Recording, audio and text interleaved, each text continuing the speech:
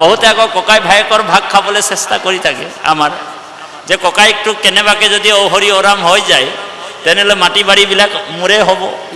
পালোঁ বাপাই সমস্ত আমাক গুৰুজনাই পদবন্ধৰ শেষে শেষে নিৰন্তৰে বোলা ৰাম ৰাম বুলি কৈছে, হয়নে?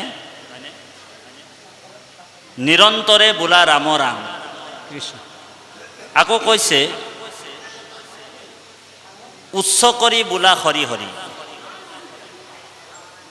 এই যে নিৰন্তৰে বোলা ৰাম ৰাম আৰু উচ্চ কৰি বোলা হৰি হৰি বা ডাকি বোলা ৰাম ৰাম, এই যে পদৰ শেষে শেষে যে আমাক কৈছে, কিয় কৈছে? মানে নাম ধৰ্ম বিপৰীত ধৰ্ম বুলি কৈছে। ভাগৱত ধৰ্মটো হৈছে বিপৰীত ধৰ্ম। আন ধৰ্মৰ লগত ভাগৱত ধৰ্ম বা নামৰ মহিমা বা নামৰ তুলনা কৰিব পৰা নাযায়। সেইকাৰণে আপুনি মই যেতিয়া ভকত বা বৈষ্ণৱ হ'লোঁ বা চেষ্টা কৰিছোঁ দেই, যদিও হ'ব পৰা নাই চেষ্টা কৰিছোঁ, মহাপুৰুষ গুৰুজনাৰ আমি যেতিয়া সেৱক হৈছোঁ, তেতিয়া আপুনি মই এটা হৃদয়ত কথা ৰাখিব লাগিব যে আমিও যাতে আমাৰ মুখৰ পৰা যাতে নিৰন্তৰে ঈশ্বৰৰ নাম শ্ৰৱণ আৰু কীৰ্তন হৈ থাকে, এই কামনাটো আপোনাৰ মোৰ থাকিব লাগিব। সেইকাৰণে মহাদেৱ, দেৱাদিদেৱ মহাদেৱো এইটো কামনা কৰিছিল। মহাদেৱে কৈছে, অষ্টম স্কন্ধ ভাগৱতত আছে যে মহাদেৱৰ যিটো কামনা, দেৱাদিদেৱ মহাদেৱৰ যিটো কামনা, আপোনাৰ মোৰো সেই একেই কামনা হ'ব লাগিব। মহাদেৱে কৈছে যে মুখে লৌক নাম মোৰ কৰ্ণে তব কথা, হৃদয়ত পাদ পদ্ম থাকুক সৰ্বথা, সজ্জনৰ সং নুগুচুক সৰ্বক্ষণ, এতেকে প্ৰসাদ মাঙো তোমাৰ চৰণে। মুখে লৌক নাম মোৰ কৰ্ণে তব কথা। দে বাপাই হ'ব, কৰ্ণত কেৱল ভগৱন্তৰ কথা শ্ৰৱণ কৰাটোৱে ভকত বা বৈষ্ণৱৰ মূল বস্তু। আৰু ইয়াৰ বাহিৰে যদি আমি কৰ্ণত বেলেগ পৰচৰ্চা পৰনিন্দা যদি শুনি থাকোঁ, বোলে নামৰ বাহিৰে যদি বেলেগ যদি পৰচৰ্চা পৰনিন্দা যদি শুনি থাকোঁ, তেনেহ'লে ভগৱন্তক আপোনাক মোক এই অজামিলে যেনেকৈ শাস্তি খাইছিল, পূৰ্বত তেওঁ ঈশ্বৰৰ নাম একনিষ্ঠ সেৱক নৈষ্টিক ব্ৰাহ্মণ আছিল, তেনেকুৱা আপোনাক মোকো বিজুতি ঘটাই দিব। ঔ হৰি ও ৰাম, বিজুতি ঘটাই দিব। ভগৱন্তই কৈছে যে এই সমস্ত জীৱবিলাকক ময়ে বান্ধি ৰাখিছোঁ, সমস্ত জীৱবিলাক মোৰ আশ্ৰয়তে আশ্ৰিত হৈছে। সৰ্বম বিষ্ণুময়ম জগত বা সৰ্বম ইদম বিষ্ণুময় বা বিষ্ণু ইদম জগত, এই জগতখন সকলো মোৰ আশ্ৰয়ত আশ্ৰিত হৈ আছে। সেইকাৰণে কৈছে, হে অৰ্জুন, মৎপৰতৰম নান্যত কিঞ্চিদস্তি ধনঞ্জয়, গীতাত কৈছে মোতকে পৰম তত্ত্ব আৰু একো বস্তুৱে নাই, মই সুপ্ৰিম, মই সৰ্বম ইদম প্ৰোক্তম মণিগণা ইব, মই সমস্ত জগতখনক মই বান্ধি ৰাখিছোঁ। কেনেকৈ বান্ধিছে?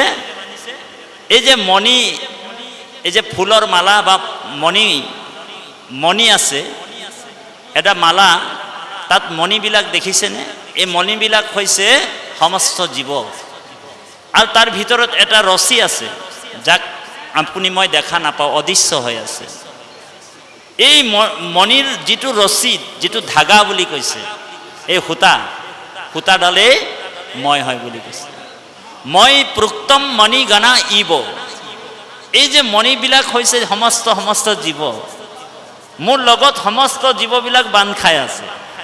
সেইকাৰণে কৈছে, এ তোমাৰে হে অংশ আমি, এ যত জীৱ যাক, এইটো বেদস্তুতিত আছে। অ তোমাৰ মায়ায়ে হৰি বান্ধিলে আমাক, এ দিও উপদেশ ভজো, অ তোমাৰ চৰণ এ মায়াৰ বন্ধন সিন্ধু শ্ৰৱণ কীৰ্তনে। এই মায়াৰ বন্ধনবিলাক আমি খুলিব লাগিব। কেনেকৈ খুলিম? যে এই যে শ্ৰৱণ আৰু কীৰ্তনৰ যোগেদি আজি আমি মায়াৰ বন্ধনবিলাক খুলিব লাগিব। এতিয়া এই নামৰ মহিমাটো অকণমান কাহিনীৰ যোগেদি আমি বুজিবলৈ চেষ্টা কৰিম বাপাইসকল। এবাৰ কি হ'ল, ককাই ভাই দুজন আছিল দেই। এজন ভাই, ককাই ভাই দুজন, এজনে ঈশ্বৰক ভাল পায়, ভকতকো ভাল পায় আৰু নামক সুদৃঢ় বিশ্বাসে লৈছে। কিন্তু ককাইকজন যিজন ডাঙৰ, সেইজনে আকৌ নাম বিশ্বাস নকৰে, ভকতকো বেয়া পায়, ভকতক দেখিলে উপলম্ভা কৰে। বহুত মানুহ এনেকুৱা আছে চাব, ভকতক দেখিলে তুচ্ছ তাচ্ছিল্য শব্দ প্ৰয়োগ কৰি গালিও দিয়ে। সিহঁতৰ আৰু কাম ধান্দা নাই, অকল কৃষ্ণ কৃষ্ণ গাই থাকে আৰু এগাল এগাল প্ৰসাদ খায়। তাত ঠিক ককাই ভাই দুজন আছিল, এজনে ঈশ্বৰক ভাল পায়, ভকতক ভাল পায়, এজনে ঈশ্বৰক বেয়া পায়, ভকতকো বেয়া পায়। বাপাইসকল, আপোনাৰ প্ৰতি যদি ভকত যদি সন্তুষ্ট হৈ থাকে নহয়, তেতিয়া বুজিব যে আপোনাৰ প্ৰতি ঈশ্বৰ সন্তুষ্ট হৈ থাকে। আৰু ভকত যেতিয়া বেয়া পাবলৈ আৰম্ভ কৰিব, তেতিয়া গম পাই যাব যে আপোনাৰ প্ৰতি ঈশ্বৰ বেয়া পাব। এইটো মনত ৰাখিব কথাটো। ভকত যেতিয়া আপোনাৰ প্ৰতি মানে ভাল পায়, ভকতে যদি সন্তুষ্ট হৈ থাকে, তেতিয়া ঈশ্বৰ আপোনাৰ প্ৰতি সন্তুষ্ট হৈ থাকিব। আৰু ভকত যেতিয়া বেয়া পাবলৈ আৰম্ভ কৰি দিব, আপুনি গম পাই যাব যে মোৰ দিনকাল বেয়া আহিছে আৰু হৰি এইটো মনত ৰাখিব কথা কৃষ্ণ। সেইকাৰণে আমি সাৱধান হ'ব লাগে। এতিয়া আমাৰ ছেক্ৰেটাৰী প্ৰেছিডেণ্ট, আমাৰ ভকতৰ যিটো প্ৰশাসন ব্যৱস্থা, মানে ভকতক যিটো এডমিনিষ্ট্ৰেশ্যন কৰাৰ যিটো ব্যৱস্থা, ইয়াত মানে আমাৰ ছেক্ৰেটাৰী প্ৰেছিডেণ্ট যিবিলাক হয় এটা এটা সমাজত, সেইসকল বহুত সাৱধান হ'ব লাগে আৰু সেইসকল বহুত বিনম্ৰ হ'ব লাগে দেই। ছেক্ৰেটাৰী প্ৰেছিডেণ্ট সকলোকে দি দিব নালাগে, তেওঁৰ যোগ্যতাটো চাব লাগিব, তেওঁ সদাচাৰ হ'ব লাগিব, তেওঁৰ বিনম্ৰতা থাকিব লাগিব, তেওঁৰ ধৈৰ্য থাকিব লাগিব, অনেক গুণৰ তেওঁৰ মানে মহিমা মণ্ডিত থাকিব লাগিব, গুণবিলাক তেওঁৰ থাকিব লাগিব। এনেই যাকে তাকে সভাপতিয়ে সম্পাদক দি দিলে, সভাপতিজন অলপতে যদি খং উঠে, অলপতে এটা কথাকে যদি টিকিচকৈ খং উঠে তাৰ, তেনেকুৱা এজনক যদি সভাপতি সম্পাদক পাতি দিয়া হ'ল, তেনেহ'লে সমাজখন হৰি দুভাগ হৈ যাব, দুভাগ হৈ যাব। এইটো মনত ৰাখিব কথাটো। সেইকাৰণে সাৱধান। তাৰমানে ভকতক এডমিনিষ্ট্ৰেশ্যন কৰাটো, প্ৰশাসন কৰাটো, ফায়াৰ ব্ৰিগেড যেনেকৈ জুই নুমাবলৈ গ'লে কিমান সাৱধান হ'ব লাগে, ফায়াৰ ব্ৰিগেড যিসকল জুই নুমাবলৈ যায়, জুই নুমাবলৈ যাবলৈ সময়ত কিমান সাৱধান হ'ব লাগে ফায়াৰ ব্ৰিগেডসকল, ঠিক ভকতক এডমিনিষ্ট্ৰেশ্যন কৰাটো সাধাৰণ কথা বুলি ভাবি লয় মানুহবিলাকে দেই। আৰু সেইখিনিতে তেওঁৰ দুখ লাগি যায়। প্ৰথমে তেওঁ সভাপতি সম্পাদক হয়, তাৰপিছত আৰু ওপৰলৈ যাব নোৱাৰে তেওঁ, তাতেই মানে হৰি ৰাম হৈ যায়, তেওঁ সৰ্বনাশো হৈ যায় কেতিয়াবা। তাৰমানে সেইকাৰণে ভক্তিটো বস্তুটো বিবেক, আৰু বিবেক মানে জ্ঞান, আৰু বিনম্ৰ, অহংকাৰ শূন্য, এই বস্তুবিলাক আপোনালোক আমি জানি ল'ব লাগিব প্ৰথমে। একেবাৰে সেৱকৰো সেৱক, দাসৰো দাস, ভিত্তৰো ভিত্ত। সেইকাৰণে ভকতি কি কেনেকুৱা বস্তু বুলি কৈছে যে সৰুতকৈ সৰু, সৰুতকৈ সৰু, সৰুতেহে ভকতি ৰয়, হয়নে বাৰু? সৰুতকৈ সৰু, সৰুতকৈ সৰু, সৰুতেহে ভকতি ৰয় বুলি কৈছে। একেবাৰে সৰু হ'ব লাগিব আপুনি মই, কাৰণ ভকত ভগৱন্তই কৈছে মই বিনে ভকতে নিচিন্তে কিছু আন, ময়ো ভকতত পৰে নজানো আৰ, এ ৰাম ভকত সমান সখী, এ মূৰ আছে কোন মই মহা ভকতৰ ফুৰু পাছে পাছ, মই ভকতৰ পাছে পাছে ফুৰো বুলি কৈছে। সেইকাৰণে ভকত চৈতন্য, ভকতেহে মূল বস্তু। সেইকাৰণে ভকতক আপুনি প্ৰথমে ঈশ্বৰৰ স্বৰূপে চাব লাগিব দেই, দৰ্শন পাব লাগিব। ভকতক দেখি যদি কেনেবাকৈ আপুনি সেৱা এটা নকৰে, ভগৱানে কৈছে যে মোক পাই সেইজনেনো কি কৰিব। ভকতক পাই যিটো নৰকৰে হৰিষ, সাক্ষাতে কৃষ্ণক পাই কৰিবে ক কি ক। সেইকাৰণে ভকতকে ভগৱন্তৰ স্বৰূপে আপুনি মই চাব লাগিব। এতিয়া হ'ল কি, ককাই ভাই দুজন আছিল, এজনে ভকতক ভাল পায়, এজনে ভকতক বেয়া পায়। এনেতে কি হ'ল, 4জনমান ভকত আহিছিল তেওঁলোকৰ ঘৰত দেই। কাহিনীটো বৰ গুৰুত্বপূৰ্ণ কাহিনী। 4জন ভকতক মাতিছিল আৰু তেওঁ মানে ভকতজনক, ভায়েকজনে মানে ককাই ভাই দুজন একেলগে মিলিজুলি আছিল, একেলগে মিলিজুলি আছিল। ককাই ভাই সদায় মিলিজুলি থাকিব লাগে নিয়মমতে সমাজত। এতিয়া যিমান বিবাদবিলাক হয় ককাই ভাই চাব মিলিজুলি নাথাকে। আকৌ ককাই ভাইৰ চাব ককায়েকৰ ভাগটো আকৌ ভায়েকে খাবলৈ চেষ্টা কৰে। ককাই ভায়েকৰ মানে ককায়েকে ভায়েকৰ ভাগটো খাই দিয়ে, মাটি বাৰী ভাগটো, আৰু ভায়েকেও আকৌ ককায়েকৰ ভাগটো খাবলৈ চেষ্টা কৰে। আজি কলিযুগত এইটো ঘটিছে। বাপাইসকল সাৱধান হ'ব, ককায়েকৰ ভাগটো যদি ভায়েকে খায় বা ভায়েকৰ ভাগটো যদি ককায়েকে খাই দিয়ে কেনেবাকে, তেনেহ'লে ৰৌৰৱ নৰকত পৰে বুলি কৈছে শাস্ত্ৰে। সেইকাৰণে ভায়েকৰ ভাগ ককায়েকৰ ভাগ কেতিয়াও খাব নালাগে। বহুতে আকৌ ককাই ভায়েকৰ ভাগ খাবলৈ চেষ্টা কৰি থাকে আমাৰ, যে ককায়েকটো কেনেবাকে যদি অহৰি অৰাম হৈ যায় তেনেহ'লে মাটি বাৰীবিলাক মোৰে হ'ব। আমাৰ ৰাধেশ্যামে বাপে এনেকুৱাই ভাবি থাকে, কেনেবাকে তেওঁৰ ককায়েক যদি অহৰি অৰাম হৈ যায়, গুচি যায় পৃথিৱীৰ পৰা, চবটো প্ৰপাৰ্টি মোৰ, এনেকুৱা ভাবি লয় বহুতে। কিন্তু ককাই ভাই সদায় মিলিজুলি থাকিব লাগে দেই। মানে অকল ককাই ভাই নহয়, গোটেই ঘৰৰ পৰিয়ালটোৱে মিলিজুলি থাকিব লাগে। আৰু ভকতিটো কেনেকুৱা, আপুনি মই এই যে ভকতি কৰিছোঁ, গুৰু সেৱা কৰিছোঁ দেই, আপুনি ঘৰত থাকিলে মানে গুৰু সেৱা কৰিবলৈ যাব, ঘৰত যেতিয়া গুৰু সেৱা ৰাতিপুৱা বা গধূলি আপুনি সেৱা কৰে, আপুনি কেতিয়াও ভগৱন্তক পিঠি দি বাহিৰলৈ নোলাব। গুৰু সেৱা কৰিবলৈ যাওঁতে এইটো কথা মানে মনত ৰাখিব। বহুতে গুৰু সেৱা কৰিবলৈ সোমায় গুৰুগৃহলৈ, কিন্তু ভগৱন্তক পিঠি দি ওলাই গুচি আহে। কেতিয়াও ভগৱন্তক পিঠি দি ওলাই আহিব নালাগে, কাৰণ সেইখন হৈছে বৈকুণ্ঠ। আৰু ভগৱন্তক আপুনি সাক্ষাৎ দৰ্শন কৰিলে, সেৱা কৰিলে, আকৌ ভগৱন্তক যেতিয়া আপুনি ঘূৰি আহিছে, তেতিয়া আপুনি কেনেকৈ আহিছে বোলে পিঠিটো দেখুৱাই কিনি আহিছে। ভগৱানে ক'লে এইজন মোৰ ভকত নহয় বোলে, তই পিঠি দেখাইছ ন, মই তোক পিঠি দেখাম বোলে। অ হৰি, পিঠি দেখায়। সেইকাৰণে ভগৱানেও আমাক পিঠি দেখায়। আমাক যে সহায় নকৰে, বিপদবিলাক ঘটাই থাকে, কিয়? কাৰণ ভগৱন্তক আমি সেৱা কৰিছোঁ, ঠিকে আছে, কিন্তু সেৱা কৰি ঘূৰি আহোঁতে পিঠি দেখাই আহিছোঁ। ভগৱানে কৈছে যে ই যেতিয়া মোক পিঠি দেখাইছে, তই সময়ে সময়ে ইয়াকো মই পিঠি দেখাই থাকিব লাগে। সেইটো নহয়। সেইকাৰণে আমাক ভগৱানে একে আমাৰ লগতে থাকে, ভকতৰ লগত ভগৱন্ত এনি টাইম থাকে। কিন্তু এই যে আমি ব্যৱস্থাটো যে কৰি দিলোঁ, আজি দিনটোৰ কাৰণে ৰাতিপুৱাই ভগৱন্তৰ লগত আমি সন্মুখ হৈছিলোঁ, আকৌ লগে লগে ঘূৰি দিলোঁ নহয়, বিমুখ হৈ গ'লোঁ, তো ভগৱানে ক'লে যে তোকো মই পিঠি দেখাব লাগে আজি দিনটোৰ ভিতৰত।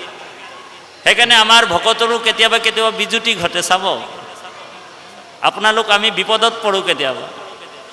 তো সেইকাৰণে আমি কি কৰিব লাগিব, সন্মুখেদি ভগৱন্তক দেখাই কিনি আমি যেতিয়া নামঘৰ দুৱাৰ মুখ পাম, তেতিয়া সেৱা এটা আকৌ কৰি যাতে আমি ওলাই আহিব পাৰোঁ, এইটো ব্যৱস্থা আপোনালোক কৰিব।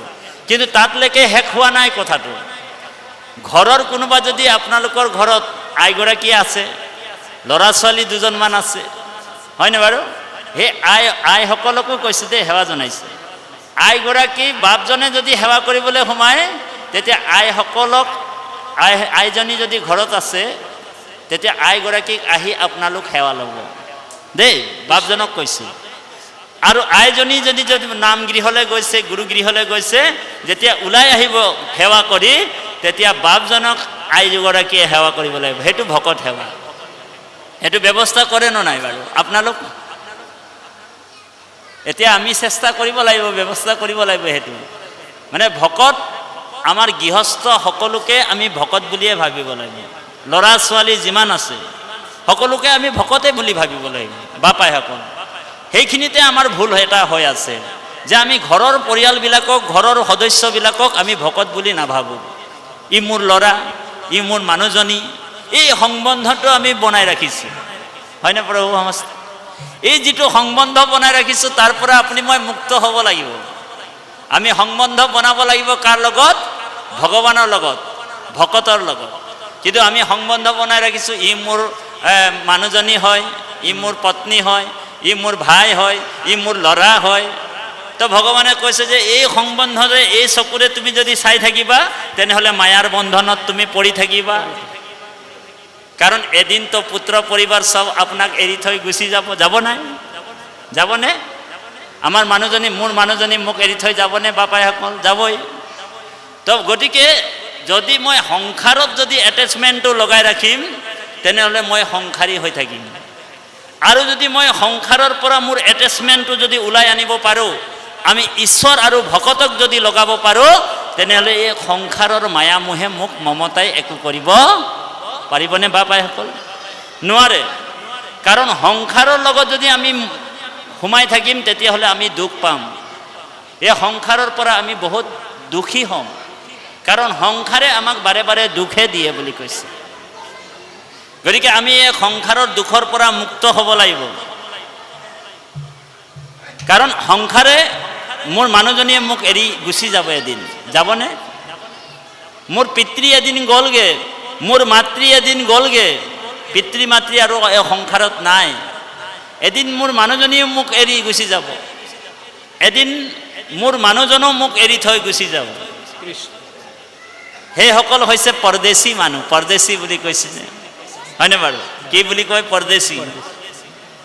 এটা এই হিন্দী গজল আছে, গজল এটা আছে, বোলে তুম তো ঠেহর পরদেশী, পরদেশী, तुम तो ठहर परदेसी, साथ क्या निभाओगे? बोले तुम तो ठहरे परदेसी, परदेसी मानो की साथ निभावो? बोले तुम तो ठहर परदेसी, परदेसी मानो की साथ निभावो? परदेसी परदेसी, अपनी मैं पुत्र परिवार एरिबই লাগিব, এটো সত্য। এদিন মই স্বীকাৰ কৰিবই লাগিব এই কথাটো।